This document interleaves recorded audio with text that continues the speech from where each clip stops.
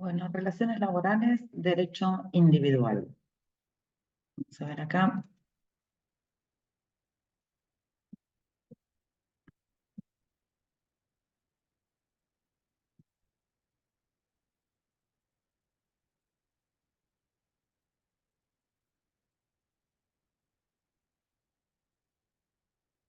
Dentro de este concepto de relaciones laborales, derecho individual, nos vamos a manejar con la ley 20744 y otro conjunto de leyes. Ya vimos que la diferencia entre el derecho individual y el derecho colectivo era cómo se seteaban las condiciones laborales y las condiciones económicas. Siempre que hablemos de una relación laboral, vamos a estar permanentemente negociando condiciones de trabajo, condiciones económicas. El derecho individual, las condiciones de trabajo y las condiciones económicas se establecen directamente entre las partes y tienen algunas normas que son el conjunto de normas del derecho del trabajo, que lo que hacen es poner topes mínimos o máximos. Por ejemplo, el salario mínimo vital y móvil, como lo mínimo a ganar, o un tope a la jornada laboral, o un tope o un mínimo de vacaciones si se cumplen X condiciones en el año de trabajo, X días de trabajo en el año. Entonces, esa va a ser la diferencia. En el derecho colectivo, esas condiciones de trabajo son establecidas por las partes y generalmente son superiores a lo que marcan las leyes. Dentro de la normativa privada, van a tener la ley 2744 por excelencia, el artículo 1414 bis, la 11544 de jornada de trabajo, la 19587 de higiene y seguridad, la 24557 de RT, la de seguridad social 24241, la 23660 y 23661 de obras sociales, la de reordenamiento laboral 25877, y hay un conjunto de normas que ahora se están modificando, que son la 24013 y demás, que eran las que establecían las multas agravadas. Va a haber varias modificaciones o varios impactos, y eso lo vamos a ver en un video distinto cuando impacte en materia individual o en materia colectiva, en un video aparte con esto de la ley de bases que está ahora en el Congreso. ¿Sí? Tengamos en cuenta que el derecho al trabajo lo que hace es establecer el orden público laboral con normas y reglas que sin ella sería prácticamente caótico convivir, salvo que haya un súper liderazgo y la gente esté hiper recomprometida. ¿Sí? Tengamos en cuenta que el artículo 1 marca las fuentes, ¿sí? Que son fuentes de la ley de contrato de trabajo, la ley, las leyes, los estatutos profesionales, los convenios colectivos de trabajo, la voluntad de las partes y los usos y las costumbres. Tengamos muchísimo cuidado con eso. Y, por supuesto, desde 1994, todo lo que son los tratados de derechos humanos y demás que se incorporaron por imperio del artículo 75, inciso 22, cuando se modificó la Constitución, los convenios con organismos internacionales, como puede ser un convenio de la OIT. Por lo tanto, sale un convenio de la OIT, Argentina lo suscribe y hay que automáticamente salir a emparejar nuestras normas, nuestros procedimientos, nuestra legislación a, a la legislación internacional. Por eso es que se produce en Argentina, desde 1994, se habla de la internacionalización del derecho laboral, porque más o menos todos los países, más o menos, más caro, más barato, todos tienen los mismos institutos o muy parecidos. Cuando yo trabajaba en una empresa multinacional y no había un Excel, teníamos en una pared dividido por país, un cuadro sinóptico por país, por instituto por instituto, y todos más o menos tenían los mismos institutos. Todos tenían un salario número 13, que en Argentina se llama SAC, dividido en junio y diciembre. Algunos tenían hasta 14 salarios, todos tenían una indemnización cuando no, cuando se despedía a la gente sin causa. Todos tienen muy parecidos los institutos, y más con el tema de los convenios de la OIT que norman esos institutos. Uno de los últimos convenios muy importantes es el convenio 190 de la OIT de eliminación de la violencia y acoso en el mundo del trabajo. La ley de contrato de trabajo, además de definir las fuentes, define quién es trabajador, que por supuesto ahora hay una pequeña modificación en la ley de bases que vamos a hablar, define quién es empleador. El trabajador es toda persona humana, por supuesto, no están definidos los robots en Argentina, y el empleador puede ser una persona humana, una persona física o jurídica. El trabajador es siempre físico. Eso está en los artículos 25 y 26, y hay un conjunto de artículos del 27 al 28, que son los auxiliares del trabajador, el socio empleado, que siempre conviene leer.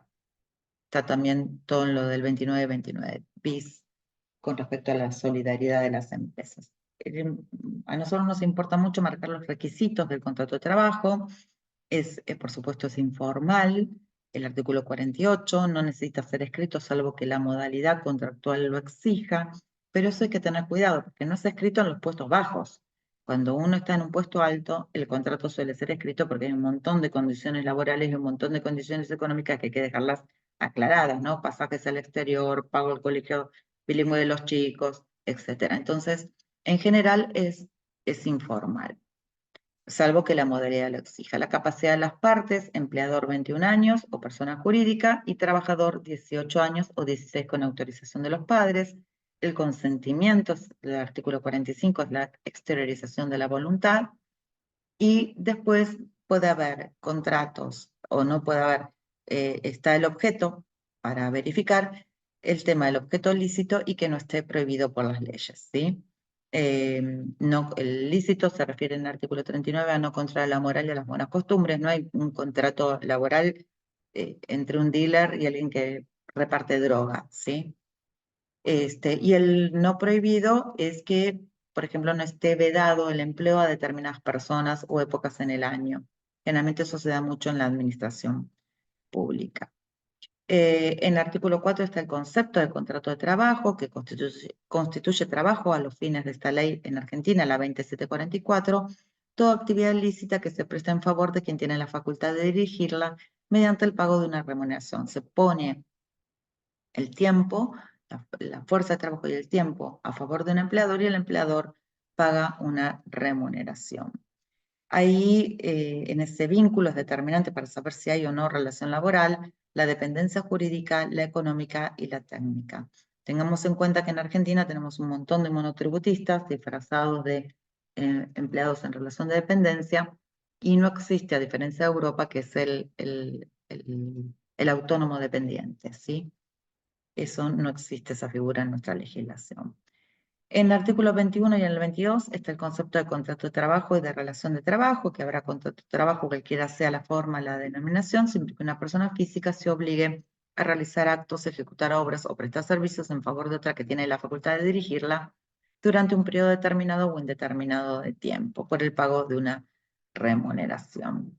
En el artículo 23 y 24 está todo lo que es la presunción de la existencia del contrato de trabajo y los efectos del contrato, de los efectos del contrato sin relación laboral. A diferencia del derecho colectivo, el derecho individual tiene sus propios principios que están enumerados en la legislación, como el principio protectorio, el de irrenunciabilidad, el de continuidad de la relación, el de la primacía de la realidad, ¿sí? El de la buena fe, el de la no discriminación e igualdad de trato, el principio de equidad, el de justicia social, el de gratuidad, el de razonabilidad, el de progresividad. Y todos estos principios es importante leerlos, porque lo que no se puede hacer es vulnerar un principio, porque automáticamente o perdemos una demanda o perdemos todo, ¿sí? Perdemos el equilibrio de la relación, ese punto de equilibrio que hablábamos antes. En materia de reglamentos, sumarios y de sanciones, se utiliza mucho la obligación genérica del artículo 62 y el principio de buena fe del 63. En los primeros artículos de la Ley de Contrato de Trabajo van a encontrar que están establecidos los derechos y deberes, ¿sí? Porque no es solamente derecho del trabajador, sino que también hay, no solamente obligaciones de los empleadores, sino que también hay derechos y hay deberes, fundamentalmente deberes de los trabajadores, y que es importante leerlos, como el empleador tiene la facultad siempre de organizar y dirigir su empresa, el derecho disciplinario, el control, el derecho de preferencia respecto a determinados descubrimientos e inventos del trabajador, y tiene las obligaciones de pagar la remuneración, las obligaciones con la seguridad social, etc. Y el trabajador también tiene deberes y derechos. Deberes, la obligación de diligencia y colaboración genérica, el de fidelidad, el de obediencia a las órdenes, el de no concurrencia o competencia desleal, y también, por supuesto, derechos. Dentro de las modalidades contractuales, por supuesto, la modalidad, la primaria, es la que es el contrato de trabajo es indeterminado. La persona desde que ingresa en Argentina a trabajar, si es indeterminada, se queda hasta que alcanza la seguridad social, o sea, la jubilación, o se muere, o lo echan, o renuncia, o la empresa quiebra. Pero en general, lo normal es ingresar a trabajar y jubilarse con ese tipo de modalidad, el contrato que es indeterminado. Después hay otro tipo de contratos, por supuesto, el contrato de trabajo a tiempo parcial, el contrato de trabajo a plazo fijo, el de temporada, el de eventual, el de por equipos, y hay una modalidad que es el 102 bis, que es el del teletrabajo, que no se terminó de instalar en Argentina porque lamentablemente se puso como contrato laboral y no como condición laboral. Entonces, cuando es una condición laboral que yo me quede 2 días en mi casa, ahí es lo que se llama home office, y ahí entonces una diferencia entre teletrabajo y home office, que eso da también para una clase aparte. Dentro de lo que es la ley de contrato de trabajo, por supuesto, hay todo un capítulo muy importante referido a la remuneración y a los beneficios sociales, que lo vamos a ver cuando hablemos de compensaciones. Y hay un tema muy importante que es el de enfermedades y accidentes inculpables, que van del 208 al 212, que es importante tenerlo porque son todas esas enfermedades y accidentes inculpables que no son consecuencia o con motivo y ocasión del trabajo, sino que es, por ejemplo, el sábado a la tarde me fui a jugar un partido de fútbol o de hockey y el lunes tengo un esguince, no voy a trabajar. ¿Sí? Y ahí lo que los empleadores tienen que hacer es pagar esos meses o esos días que los trabajadores se ausentan, de 3 a 6 meses si tienen menos de 5 años de antigüedad, de 6 y cargas de familia, 6 meses, y de 6 a 12 se duplican si tiene más de 5 años de antigüedad y cargas de familia. Finalizado ese periodo, entra en lo que se llama periodo de reserva de puesto.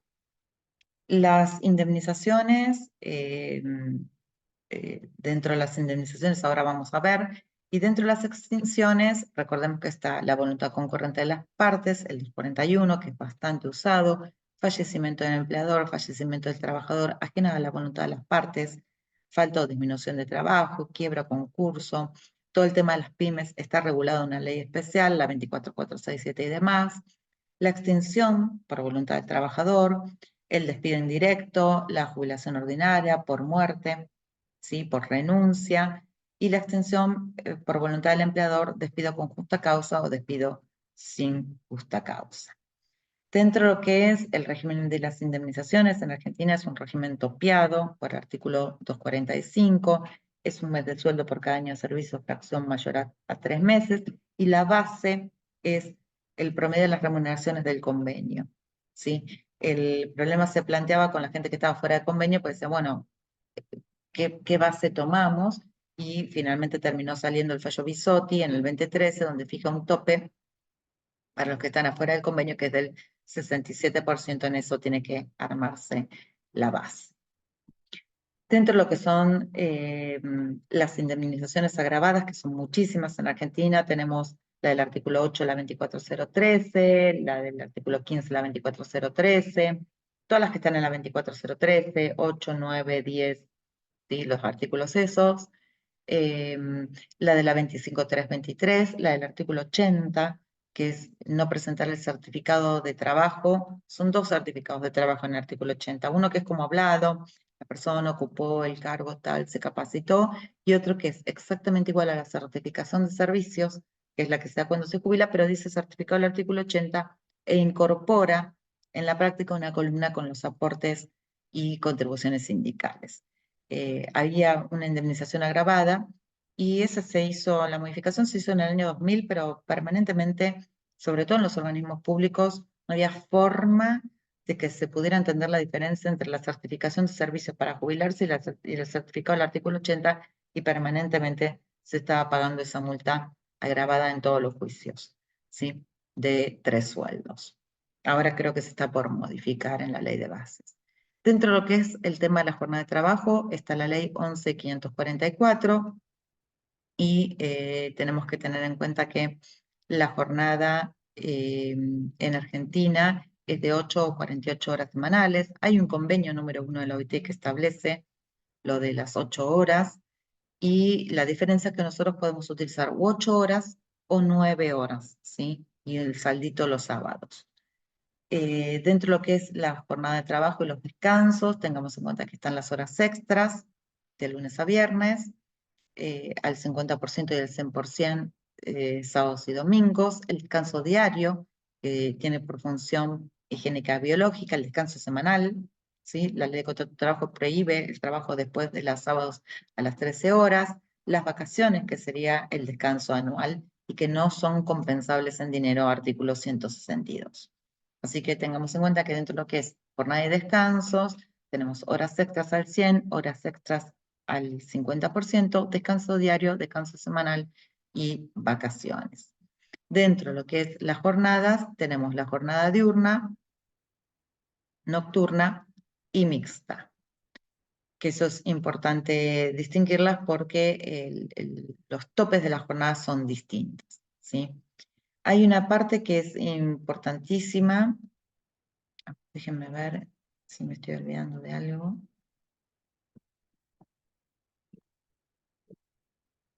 Bueno, el trabajo de menores y mujeres está en el artículo 172 y 180 y pico, 87. La extensión del contrato de trabajo por voluntad del empleador con o sin causa, por voluntad general de las partes, por voluntad del trabajador, despido indirecto, ¿sí? Cuando renuncia, cuando hace por abandono de trabajo, ambas partes, la voluntad concurrente, muerte del trabajador o muerte del empleado. Dentro de lo que es trabajo de menores y mujeres, vamos a dedicarle un capítulo aparte. Hay un tema muy importante que es todo el tema del ius variandi, ¿sí? Hasta qué es lo que se puede modificar, porque no todo se puede modificar dentro de los contratos de trabajo, entonces hay que estudiarlo en cada caso en particular, porque da generalmente lugar a muchas acciones de discriminación, y ahora viene bastante penada, en la modificación viene penada el tema de discriminación. Pero recordemos que eh, el empleador tiene facultades reglamentarias, facultad de dirección y facultad disciplinaria. Eso recordémoslo. Dentro de lo que es el SIPA y demás, que la ley 24241, que es la seguridad social y el tema de las obras sociales, vamos a hacer una declaración aparte, pero sepamos que la ley 24241 establece contingencias para la salud, para la vejez y para la desocupación en líneas generales. En la caja ANSES, el empleador aporta un 11% y el trabajador un 11% y el empleador un 16%. Las mujeres por ahora se jubilan a los 60 años y los hombres a los 65. La mujer puede hacer opción del artículo 19 para poder quedarse hasta los 65, y que los principios que rigen el sistema de seguridad social son distintos a los laborales, porque es el principio de solidaridad, subsidiariedad, universalidad, integralidad, igualdad, unidad de gestión e inmediación. Y vamos a hacer un video aparte con todo lo que es el tema de jubilaciones, porque el ANSES desde el 2008 se comprometió en una norma que salió a darle las claves a los empleadores para que los empleadores puedan ver cómo iban los aportes de las personas, y los aportes de las personas son aportes en relación de dependencia de una caja. Puedo llegar a traer de otra caja, una caja, por ejemplo, privada, o de una caja IPS, pero también están los aportes que tenga la persona en función de autónomo o monotributista, ¿sí? Y todo eso se suma con los meses que uno puede haber llegado a tener por desempleo y las tareas de cuidado. Tengo que poder llegar a cumplir los 30 años. Después de la edad de la jubilación, 70 y 65 se computan 2 por 1.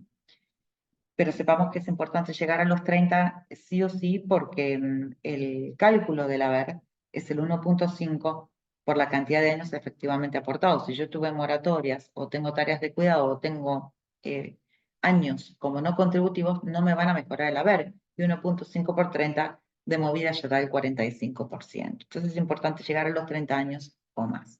Pero de esto vamos a hacer también una clase o un video aparte sobre las actualizaciones que hay en materia de seguridad social. Y por supuesto, el tema de las obras sociales, que es muy importante, que es la 23660 y la 23661. Están las obras sociales sindicales, las obras sociales empresariales, como ACE, y están también el tema de los prepagos, en donde uno puede derivar aportes desde la obra social empresarial, como ACE, o desde una obra social sindical al prepago y tener un mejor plan. Las obras sociales se contribuye el empleado con un 3% y el empleador con un 6%, y de ese 9% se paga el plan mejorado o va a la obra social. Por supuesto, solidario.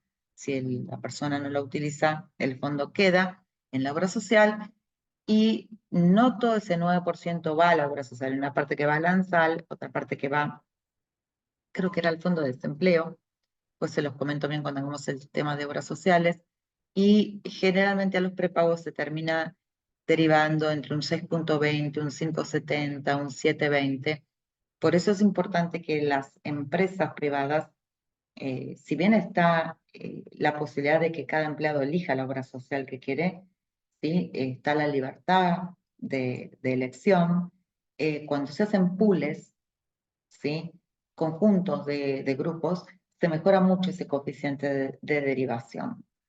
Y es bastante importante hacerlo porque se mejora muchísimo lo que tiene que pagar o la empresa si lo da como un beneficio o el empleado de manera individual. Por supuesto que dentro de lo que son los libros ley, el libro de sueldos y jornales, el libro para las pequeñas y medianas empresas, las altas y las bajas, ¿sí? Las planillas de horario, toda esa regulación administrativa es muy, muy importante tenerla en cuenta porque es fundamental, porque si no acarrean multas. Y por supuesto todo el tema de la bancarización con la modificación del artículo 124 ya, y las últimas modificaciones que se hicieron en el 2010. Bueno, con esto terminamos. Derecho laboral individual, por supuesto, es para agrandar muchísimo más, ¿no?